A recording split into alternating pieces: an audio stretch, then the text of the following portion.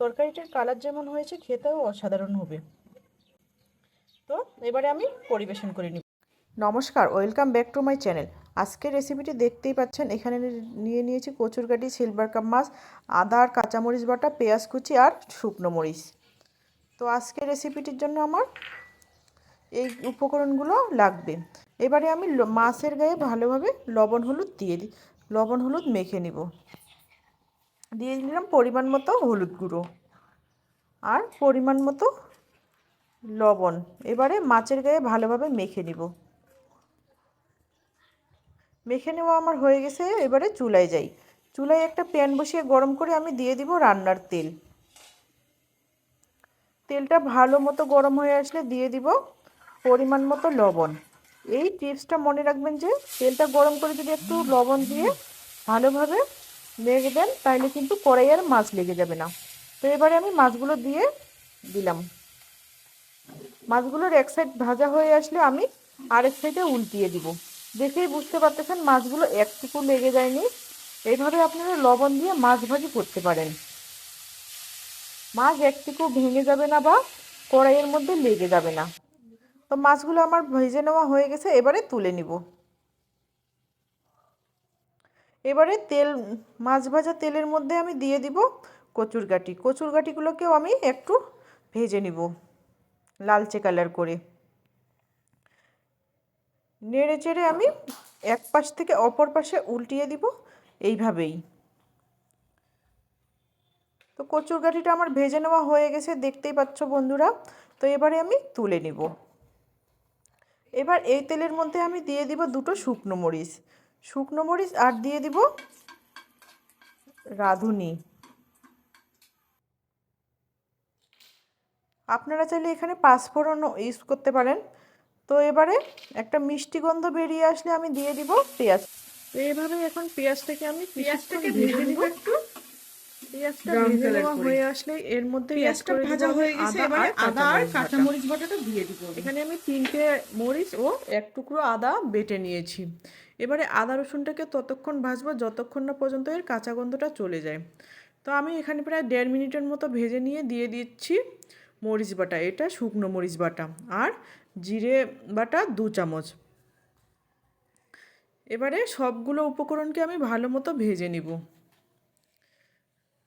ভেজে নেওয়া হয়ে আসলে আমি এখানে হাফ কাপের মতো জল দিয়ে দিব। জল দিয়ে ভালোভাবে নাড়াচাড়া করিয়ে দিব। এর মধ্যে আমি অ্যাড করে দিব এবারে টমেটো। আপনারা চাইলে টমেটোটা স্কিপও করতে পারেন।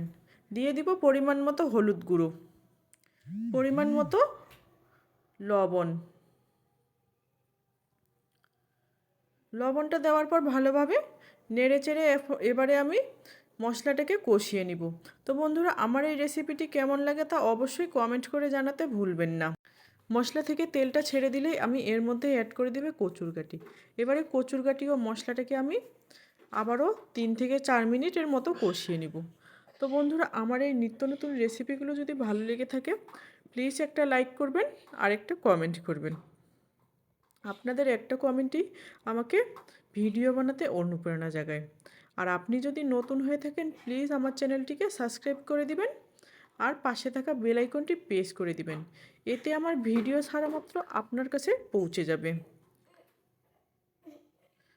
এইভাবেই আমি এখন কষিয়ে নিব।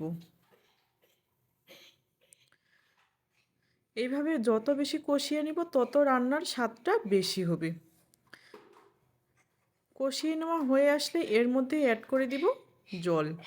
আমি কচুটাকে যেহেতু আগে ভেজে নিয়েছি, তাই কিন্তু একটু হলেও সিদ্ধ হয়ে গেছে।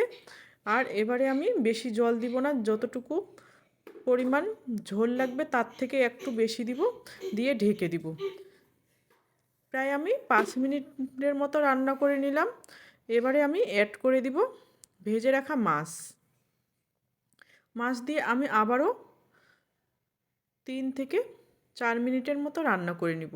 এতে মাছটার মধ্যে ভালোভাবে মশলাপাতি ঢুকে যাবে। আবারও আমি ঢেকে দিব কিছুক্ষণের জন্য।